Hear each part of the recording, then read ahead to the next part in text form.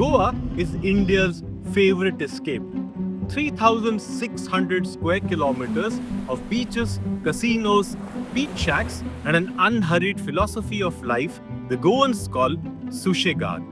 But somewhere behind the tourist postcard, in a quiet valley by the Talpona River, a man in a half-sleeve shirt has been building something that has no business existing in a place like this.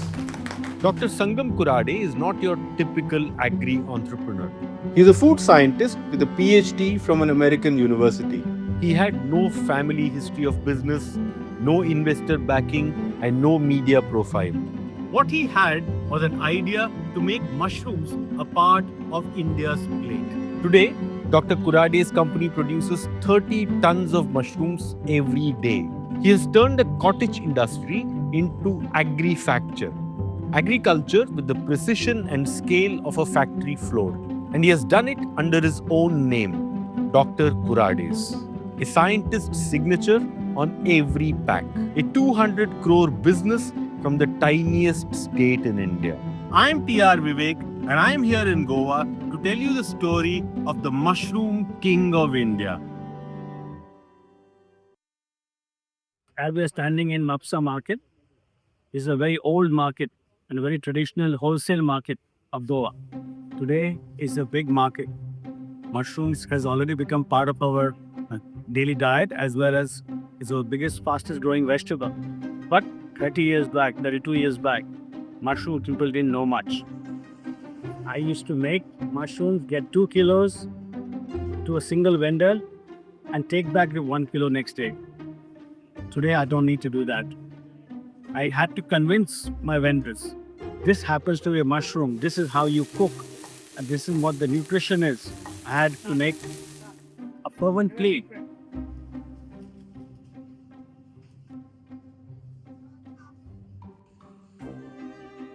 Well, we have with us Mr. Irfan. He happens to be our very first vendor to whom I went with my first consignment of mushrooms. I still don't forget that day. The day you walked in, we were almost close in the afternoon. He used to wear white kurta pajamas, and he came with a basket with all mushrooms with it, like all decorated. And he told me, like, I want to start this. So I was like a little bit skeptical because this plant is a line which is very dangerous and very, unpredictable. Run and keep back and coming and becoming so successful in this speed of land is awesome. And I'm very proud that it's a Goan company. When we started, Goa mushroom was only like 50 kilos. Honestly, I really appreciate what he has done for Goa and for Goans with Dr. Kurade's mushroom. It should be always, will always remember. And we have seen this market. It's like how you go and ask in the shop, give me Bisleri or give me Kingfisher, the brand. Today if it is mushroom, give me Dr. Kurade.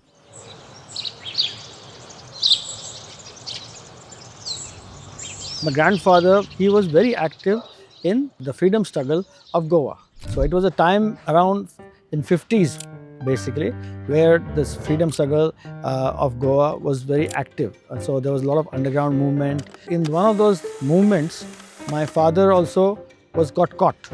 He was told by the Portuguese to recite Bom Portugal. He refused. And then he kept on saying Jai Hind. And then they got hold of him, put him in a Kumkolim jail. And then they drilled his teeth with a bayonet and he was banned from Goa. So in those words, he was blacklisted when he was helping his father, my grandfather, during the freedom struggle. And as things would have it, my father for the next 10 years could not come back to Goa. So this was somewhere in 50 or so. And so he went to Pune for his agriculture college. And that's how he got into agriculture. And from there on, he applied to a US university for food science and technology. And he was one of the earliest and a pioneer in food science and technology in India.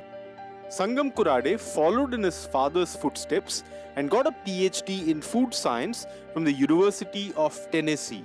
After returning to India, he joined his father's consulting business, helping Indian companies set up food processing and canning plants.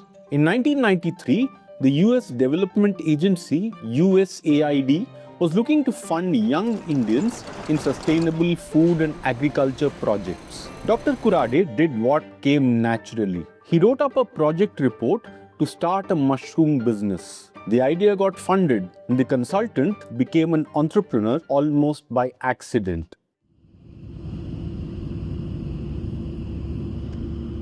The idea was to come back to Goa. Now, what can be done in Goa was the issue. So, obviously, it had to come to some intensive farming. At that time, I was doing a study on mushroom for my father. So, I had some data with me. That seems like a good choice because it is indoors. I can grow year round. It is a food which can have a play because not everybody is doing it. That's where I tried to frame a project. How much money did you get from the USAID program? That was about 1 crore, I think. 1 or 1.25 crores or something. I created just 5 bare rooms with the basic refrigeration. When you don't know how to grow a mushroom, forget about selling the mushroom, There were challenges of growing, training the people, selling of mushroom. They were full of challenges. So the day I hit 70 lakhs in those days of a turnover was a big happy moment for me. There was supposed to be a no profit, no loss in those days. You broke even at 70 lakhs. Yeah, at that time. But little did I know that 70 lakhs or 75 lakhs don't mean much in today's world. Growing mushrooms is complicated. You need to get the compost right, control temperature and humidity, and get a highly perishable product to market quickly. Running almost any business can be just as tough, especially when you're juggling a different app for everything. That's where Odoo comes in. It brings your entire operation from inventory and accounting to sales and HR onto one connected platform. No scattered apps, no lost data, everything in one place. Want to see how it works? Head to the Odoo Experience India 2026, India's biggest tech and business event happening on September 11th and 12th at the Mahatma Mandir Convention Center in Gandhinagar, Gujarat. More than 45,000 attendees across 2 days, 200 plus talks and expert sessions from industry leaders, entrepreneurs and influencers.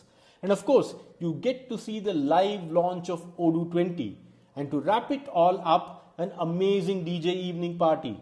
And the basic pass is completely free. Click the link in the description to claim your free pass to Odoo Experience India 2026. We all know mushrooms. We've eaten them in soups, seen them on pizza, maybe picked them up once at a supermarket, not entirely sure what to do with them. But here's what most of us don't know.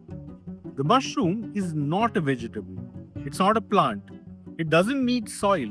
It doesn't need sunlight. It belongs to an entirely separate kingdom of life called the fungi.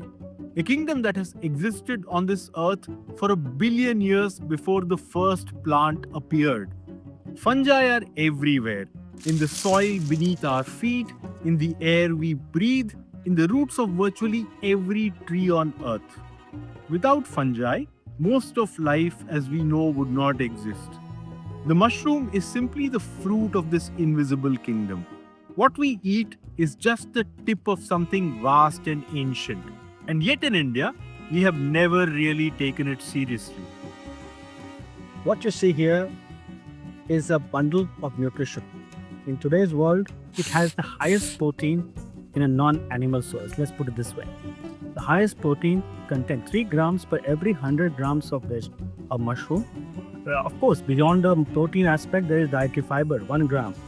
There is also a big portion of antioxidants and vitamin D, vitamin B12, not to mention ergothionein and beta-glucans. I barely go out, I barely, socialize. But whenever I do meet new people and I mention it's a very niche industry to be in, right? They're like, what do you do? And I say, and usually if my friends are around me, they're like, he makes mushrooms. Now, when somebody says that, right, they're like, really? What kind of mushrooms? And then initially, I used to say, the edible kind. And that didn't help. It made it worse, right? So now I have to say the legal kind or the, food or whatever it is, right? Food grade. Yeah, food grade.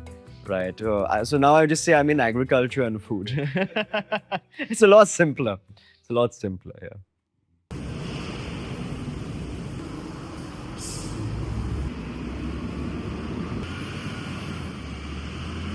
Like any crop, good soil is fundamental to growing good mushrooms. But mushrooms don't need any soil. What they need is moist compost teeming with microbial life. This giant yard smells like a septic tank.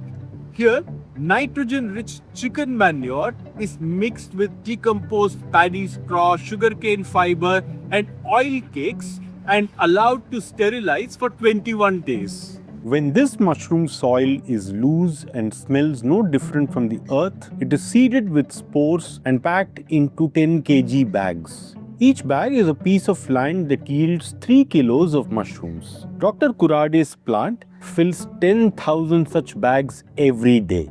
This is a growing room.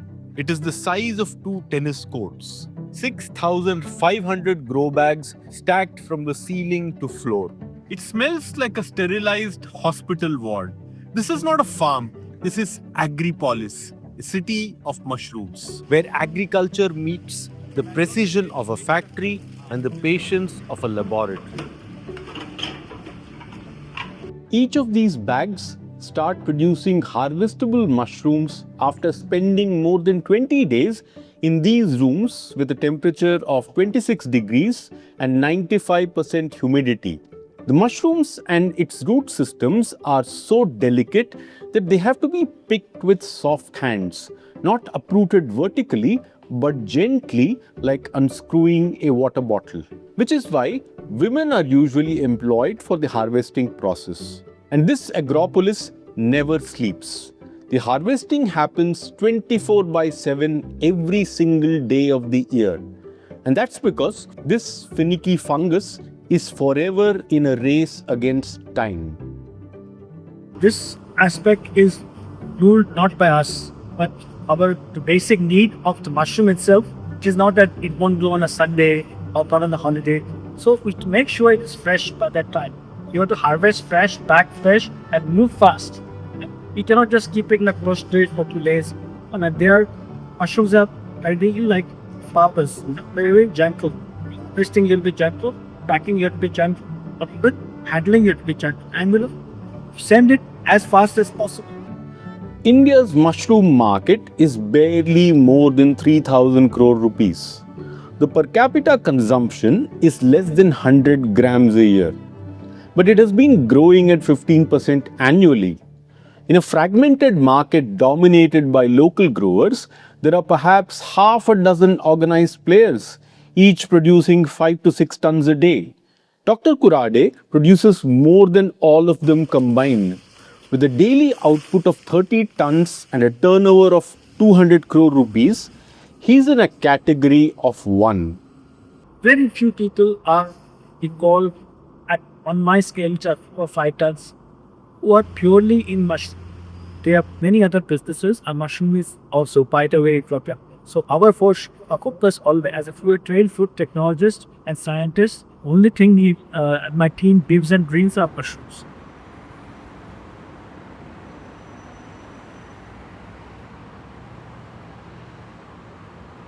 Here is a entrepreneur who is first generation getting into food tech and a consumer brand, not just in Goa, but nationally. Okay. I mean, he has built it to Bharat scale, you can say. All this he has done, not with ads. It has been the consistency, the quality of his products and his network in terms of retailers, dealers and all that. Hats off to what he has done. And it is a very inspiring story. It also gives rise to a large amount of rural livelihood. I personally really admire him on all those counts. This is the Talpona River. I couldn't be sitting here in mid-June if the monsoon had arrived on time. Dr. Sangam Kurade built his first mushroom plant on 6 acres of ancestral land in this pretty place. On October 2nd, 2009, the Talpona rose in rage. The flood of biblical proportions swept away everything Dr. Kurade had built over 15 years in one single day. After flood, 2009, October 2nd, it was a Rubicon moment. This is my mushroom farm, which during 2009, we were barely 12 rooms, making about 1 ton per day. And I was posting merrily and very happy with my production. Everything was stable. Yet, on that fateful day, the river rose 4 meters from the banks. And right there on the top, the whole roof, everything caved in. This coconut tree was half its size, and it had plastic chairs and plastic bags hanging on top of that. In fact, there was a person from a village hanging on a coconut tree. That was the size of devastation that happened on October 2nd, 2009. My name is Dr Kurade. I'm a medical doctor. I specialize in industrial and occupational health. It was not a normal flood, When I got a phone call, Sangam was not there. My husband was not there in Goa. He was abroad for work. And I got a phone call from the factory people saying that, Madam, the water of the river has risen. It was the worst imaginable thing. I have never seen anything. The factory was totally destroyed. There was nothing called factory. All my husband's hard work, all the mushroom racks, the mushrooms, I could see everything strewn on the public roads. It was like, it was very sad. Extremely sad, I should say. The worst thing ever. So when my husband came and he was taken to the site, like he saw it, and both of us, I remember, I was next to him because I knew what he would feel. He's one person who's, I always tell him, you are married to the mushrooms, The mushroom is his real passion. Like, I used to sometimes ask him, why are you working so hard on mushrooms? Everything till today, we are 33 years married, but all the time he speaks of mushrooms and anything related to mushroom, So I said, I was the one who was thinking that now what, next what? He said, no, we have to get this factory back on track. He broke down when he saw it, and that I couldn't take, basically. That made me strong, that he broke down on that. So even in 2009, I remember when that happened, when my dad wasn't in the country and my mom got the phone call. I was playing with my friends from school. So I knew something was wrong. I didn't know the scale of it. From when dad came back and he vowed to everybody around, how in 3 months we would be back up and running at the cost of his own emotional turmoil, I'm sure. I think the way he has raised this business is through sheer force, sheer determination. He has bent almost God's will and brought it back from where it was. So in 3 months, the first production started and the factory was back. And it was a joyous moment when the first mushroom came out.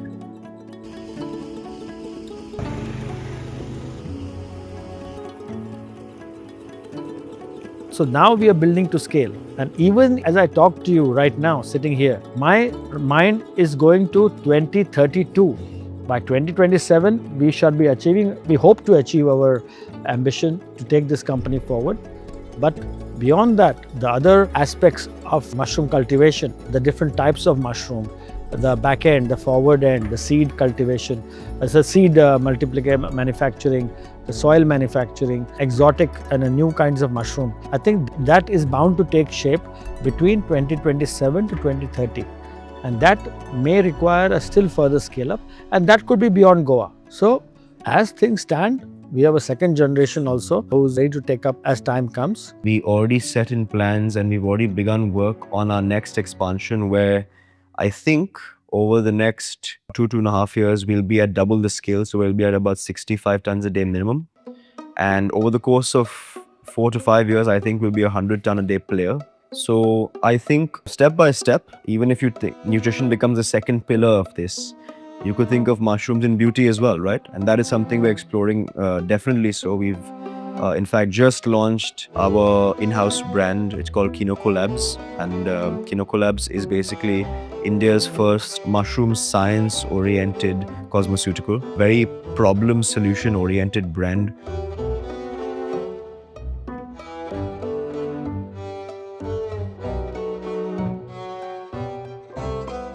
At 64, Sangam Kurade's passion for mushrooms is undiminished. Like all Goans, he loves the good life.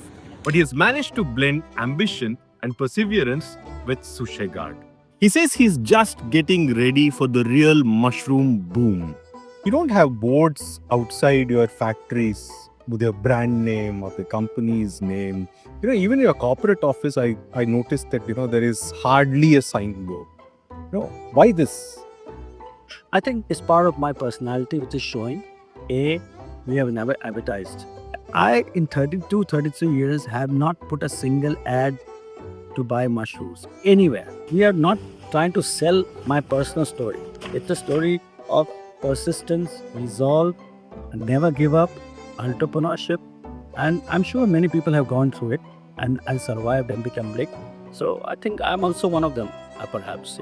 And I do believe our journey is still there. The story of Dr. Kurade, according to me, is only halfway there. Another 2x, 3x is still waiting to happen. Let the mushrooms sprout.